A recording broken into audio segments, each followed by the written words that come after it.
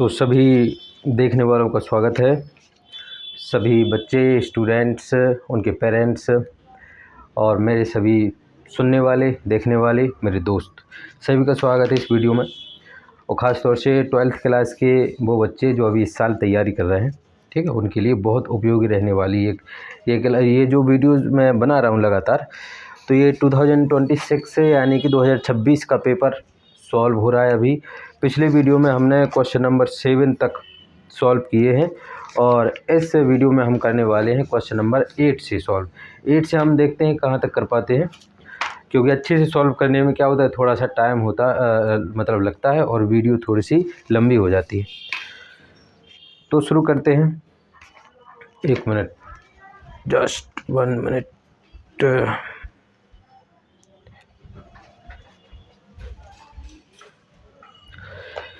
The question number 8 is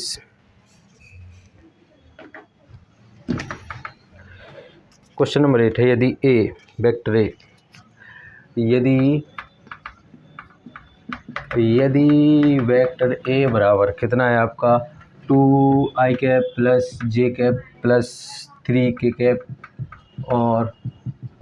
और कितना और क्या है, वेक्टर बी बराबर है आपका 3i cap plus 5j cap minus 2k cap.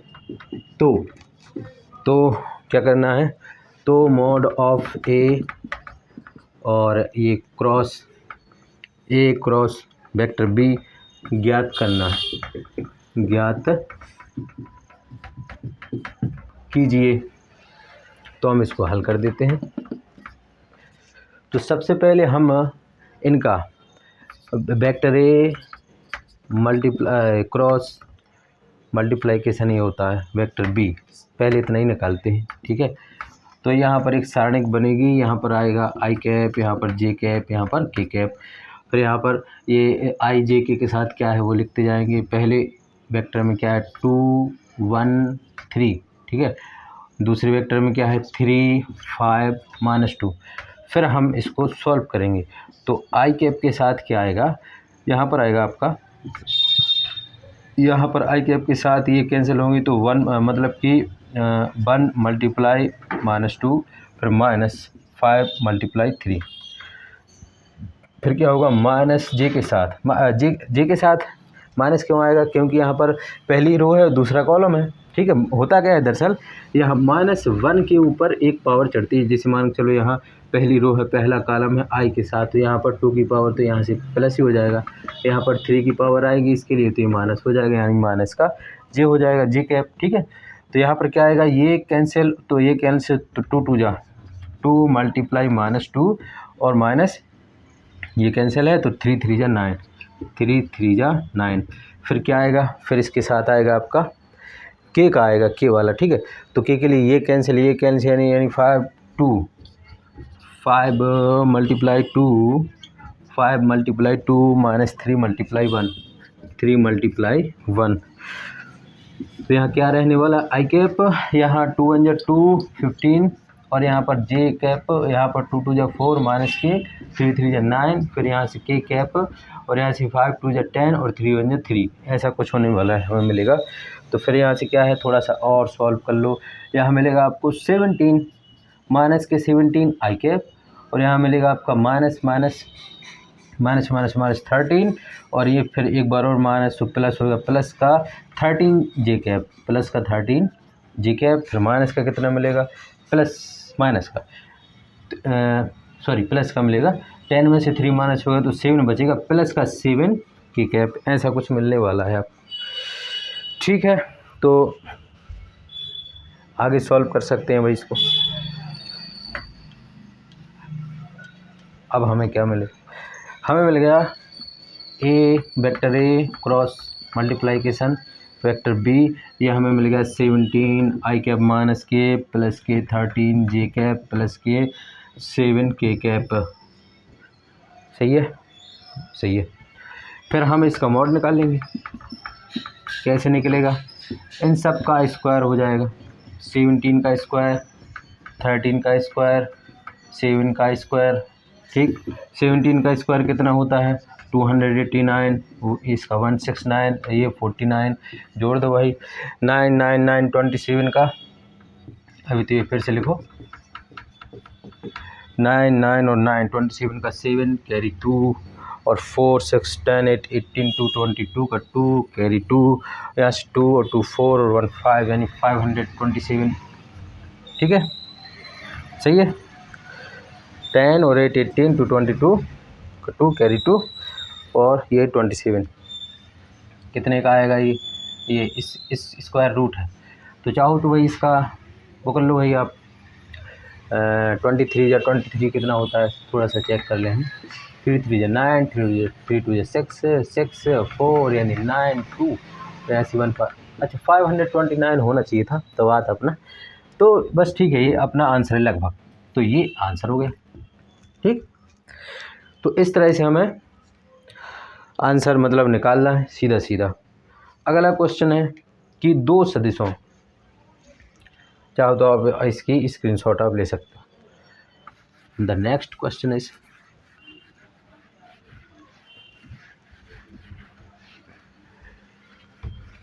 अगला क्वेश्चन है और उसका आंसर, अगला क्वेश्चन है कि दो सदिशों ए तथा बी के परिमाण क्रमशः 1 और 2 हैं। इसका अथवा है, यानी और दो सदिशों वेक्टर ए तथा वेक्टर बी के परिमाण क्रमशः 1 व 2 हैं, तथा वेक्टर ए और dot product vector B is equal to 1। तब इन सदिशों के बीच का कोण ज्ञात कीजिए। तब इन सदिशों के बीच का कोण ज्ञात कीजिए। कोण ज्ञात कीजिए या करो, जैसा भी है। तो हम कर देते हैं भाई, बहुत आसान है, टफ नहीं है। तो कर देते हैं कि ए बी के परिमाण क्रमशः 1 2 हैं तथा ठीक है।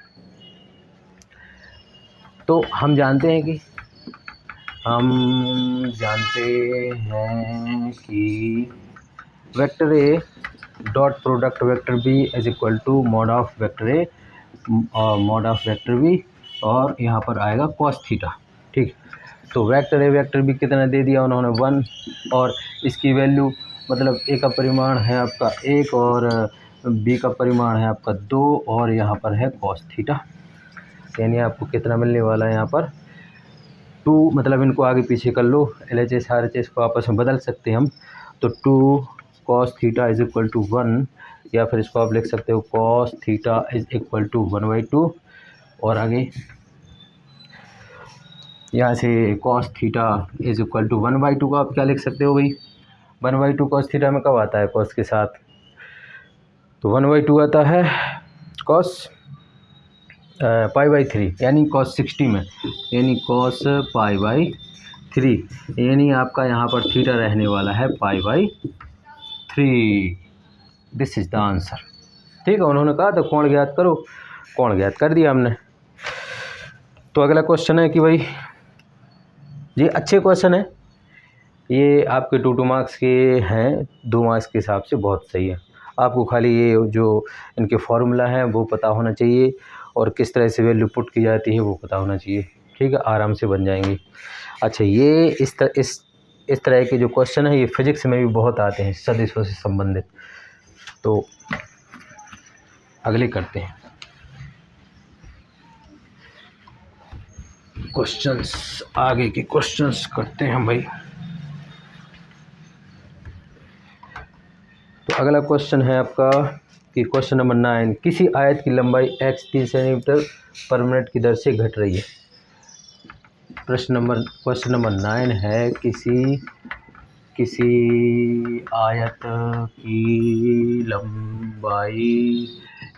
आयत की लंबाई x 3 सेंटीमीटर पर मिनट की दर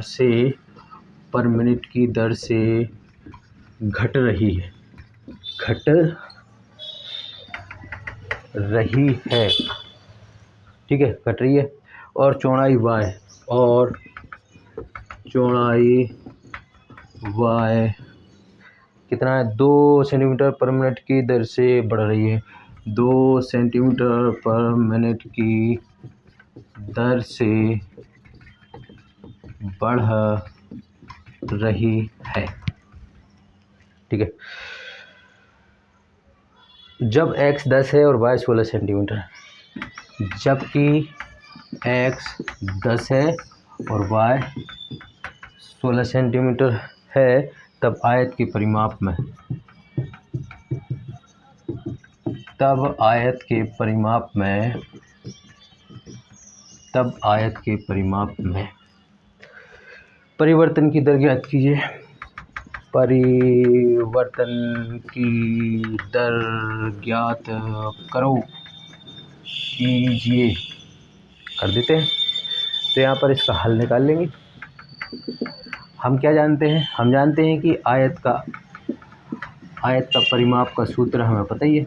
आयत का परिमाप बराबर होता है 2 गुणा कोष्ठक के अंदर लंबाई धन चौड़ाई, लंबाई धन चौड़ाई। अब आयत के परिमाप को हम p से बता सकते हैं, p, ओके। p 2 इंटू यहाँ पर x है, यहाँ पर y है, ठीक। इसका हमें x मतलब t के सापेक्ष, t यानी समय के सापेक्ष हमें परिवर्तन निकालना है। तो हम इसको मतलब इसका हम अवकलन कर देंगे t के सापेक्ष। तो यहाँ भी हो जाएगा अवकलन, t के सापेक्ष हो जाएगा, तो 2 इंटू एक्स प्लस वाई, ठीक। आगे तो यहाँ D P upon D T, ये कितना हो जाएगा, 2 आ जाएगा बाहर, ये D X upon D T हो जाएगा, और यहाँ पर D Y upon D T हो जाएगा। आगे हम हल करें इसको, तो ये कोष्टक, ये ब्रैकेट क्लोज हो जाएगा। तो D P upon D T, will be equal two of 2 multiply, यहाँ पर D X upon D T कितना है, D X upon D T यानी कि समय के सापेक्ष लंबाई में जो परिवर्तन हो रहा है वो घट रही है, ठीक है। तो दर कितनी है, 3 सेंटीमीटर पर मिनट की दर से। तो इसको अपन लिख सकते हैं, घट रहा है तो इसको हम लिखेंगे -3।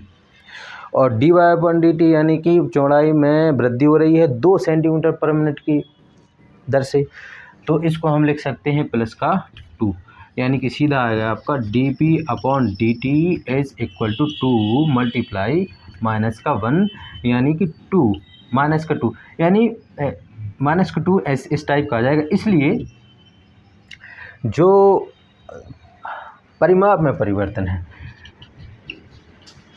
परिमाप 2 सेंटीमीटर पर मिनट की दर से घटेगा।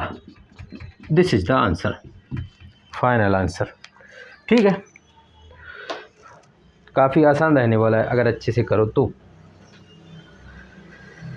ठीक है। चाहो तो आप इसका स्क्रीनशॉट ले सकते हैं, जिनको लेना है देख लें अच्छे से, क्लियर है, आसान है, ज़्यादा टफ नहीं है। आयत का परिमाप का सूत्र आपको पता होना चाहिए। जब आप परिवर्तन करते हैं तो अवकलन होता है हमेशा, ठीक है। अब जब परिवर्तन की पूर्व की स्थिति जाते हैं या फिर छोटे मान से बड़े मान की तरफ जाते हैं तो वहाँ पर समाकलन होता है, ठीक है। इसको हम क्लीन करते हैं भाई।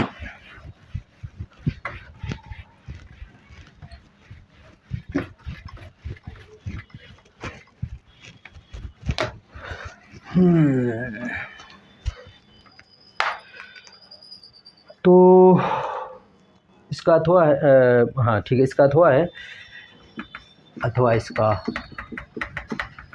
और सिद्ध कीजिए कि प्रदत्त फलन f(x) बराबर cos x। सिद्ध कीजिए कि प्रदत्त फलन f(x) बराबर cos x।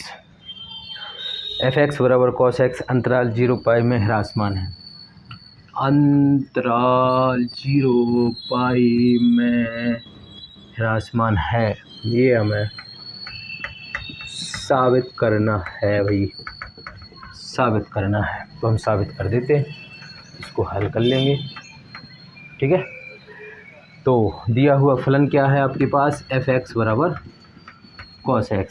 इसका हमें निकालना है, मतलब प्रथम अवकलज निकालना है, अवकलन करना है इसका हमें प्रथम बार का। तो हम d/dx fx करने वाले हैं, तो यहाँ भी हो जाएगा d/dx cos x। तो इसको हम लिख सकते हैं कि f' भी लिख सकते हैं। और cos x का कितना होगा भाई बताओ जल्दी, माइनस sin x होगा प्रथम अवकलज। ठीक है, चूँकि हम जानते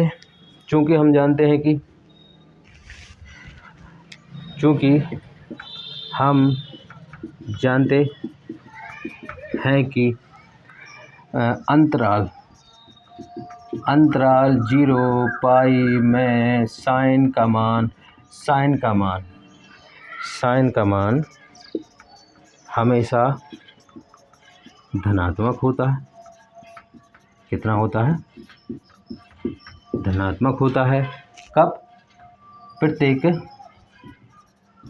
किसके लिए, x बिलोंग्स टू 0 पाई, जब भी, मतलब जो x है ना, जो जब भी 0 पाई के बीच में आएगा, तब क्या होगा ना कि अंतराल 0 पाई में साइन का मान हमेशा कैसा रहता है, धनात्मक रहता है। अब चूँकि प्रथम अवकलज में यहाँ पर साबित हो गया कि ये माइनस का है। ठीक है, तो अगर ये ऋणात्मक होता मान चलो, तो माइनस माइनस प्लस हो जाता। अब चूँकि ये ऋणात्मक उन्होंने दे दिया है, इसका मतलब ये मान यही रहेगा।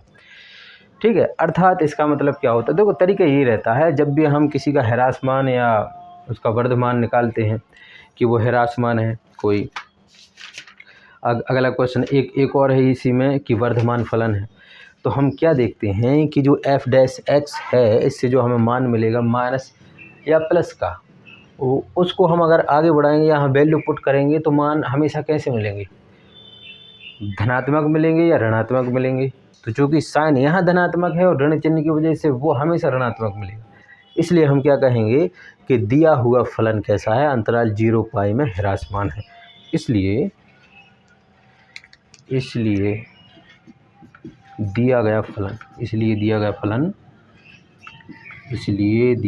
फलन fx बराबर cos x अंतराल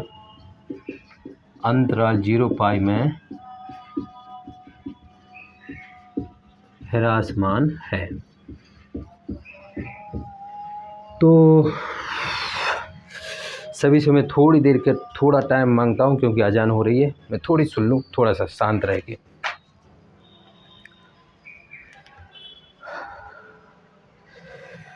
हो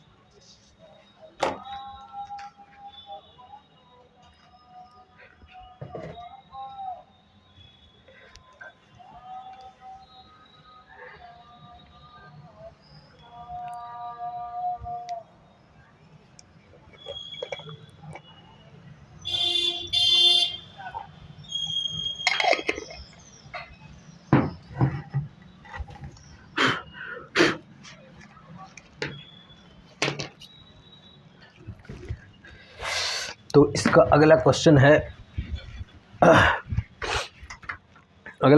कि भाई टी किसी समतल में स्थित समस्त त्रिभुजों का एक समुच्चय है। समुच्चय टी में आर एक संबंध है इस प्रकार से कि T1 T2 सर्वांग सम है, एक संबंध है। सिद्ध कीजिए कि आर एक तुल्यता संबंध है। ठीक है ना।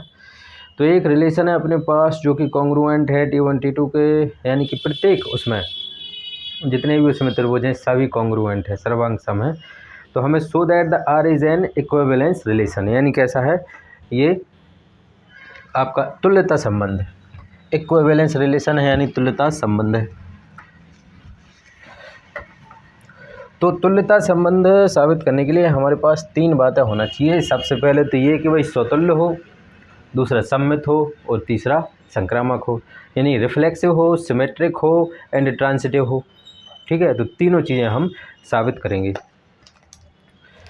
क्वेश्चन नंबर 10 टी, प्रश्न नंबर 10, टी किसी समतल में स्थित समस्त त्रिभुजों का एक समुच्चय है। टी किसी समतल में स्थित समस्त त्रिभुजों का एक समुच्चय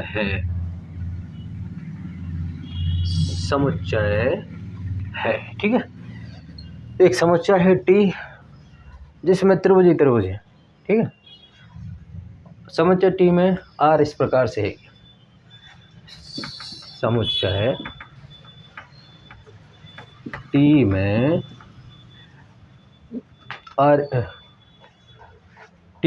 आर बराबर, समुच्चय टी में आर बराबर, यहाँ पर क्या है T1 T2, जहाँ पर T1 T2 के सर्वांग सम है, सर्वांग सम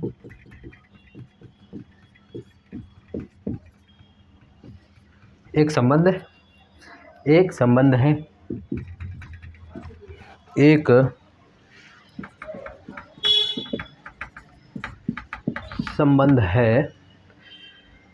सिद्ध कीजिए कि आर एक तुल्यता संबंध है। सिद्ध कीजिए कि आर एक तुल्यता संबंध है, तुल्यता संबंध है, अर्थात मतलब इंग्लिश में हम इसको कह सकते हैं कि भाई so that R is in equivalence relation, ठीक है। तो इसको हल करते हैं, सिद्ध करते हैं। तो समुच्चय टी में आर तुल्यता संबंध होगा, तुल्यता संबंध होगा यदि आर स्वतुल्य यानी कि रिफ्लेक्सिव, स्वतुल्य यानी रिफ्लेक्सिव, स्वतुल्य यानी रिफ्लेक्सिव और सम्मित यानी सिमेट्रिक और संक्रामक यानी ट्रांजिटिव हो, ठीक है। तो सबसे पहले हम स्वतुल्यता रिफ्लेक्सिविटी प्राप्त करेंगे, स्वतुल्यता देखेंगे, स्वतुल्यता, क्योंकि हाँ स्वतुल्यता में क्या होता है, प्रत्येक अवयव का खुद के साथ वही संबंध होना चाहिए जो संबंध उसका अन्य अवयव के साथ है। तो ठीक है, क्योंकि प्रत्येक अवयव मतलब प्रत्येक त्रिभुज क्या होगा, अपने आप के सर्वांग सम होगा, क्योंकि T1 और T1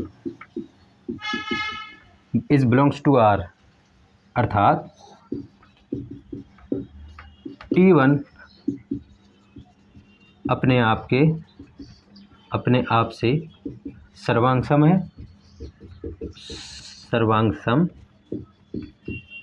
है, यानी प्रत्येक त्रिभुज अपने आप की सर्वांग सम होगा। अतः हम क्या कह सकते हैं यहाँ पर कि T1 और T2, यहाँ पर T1 और T2 बिलोंग्स टू R अस्तित्व में है, ठीक है। मतलब ये बात सही है, सही है, इसलिए कहेंगे हम कि R स्वतुल्य है। R कैसा है? R स्वतुल्य, मतलब यहाँ का देखिएगा नहीं, हम ऊपर लिख देंगे। मतलब हम चाहें तो इसको मतलब क्लीन कर दें ताकि पूरा क्वेश्चन उसका सॉल्व हो सके अच्छी तरह से। क्लीन कर देते हैं हम इसको।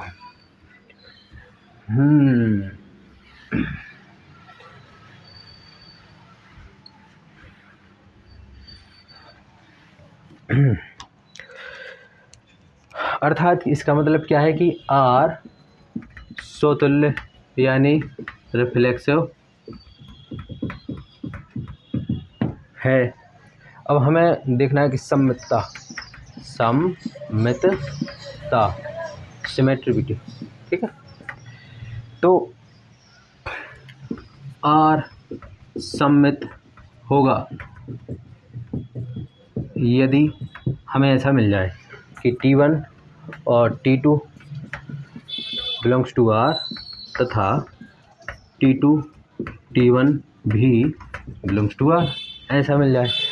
अब चूँकि देखते हैं कि देखिए T1 T2 के सर्वांग सम होगा तो T2 भी तो T1 के सर्वांग सम होगा। यानी यदि T1 T2 के सर्वांग सम है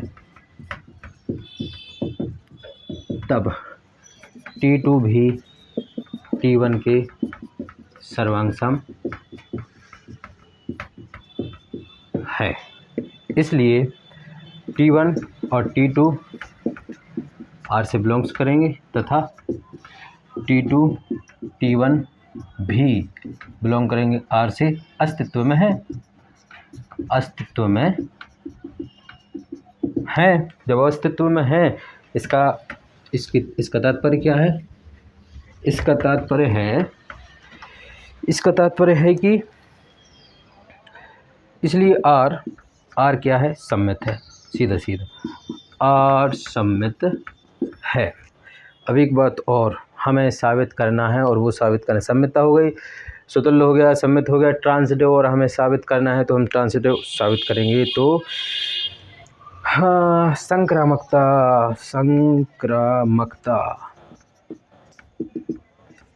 R संक्रामक होगा यदि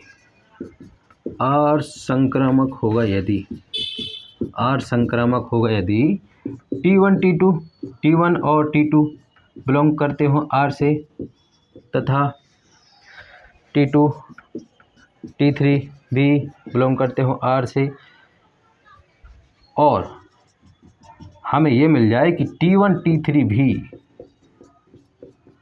यानी T1 T2 के बीच में जो संबंध है और T2 और T3 के बीच में जो संबंध है वही संबंध T1 और T3 के बीच में रहना चाहिए, यानी ST1 और ST3 के बीच में रहना चाहिए।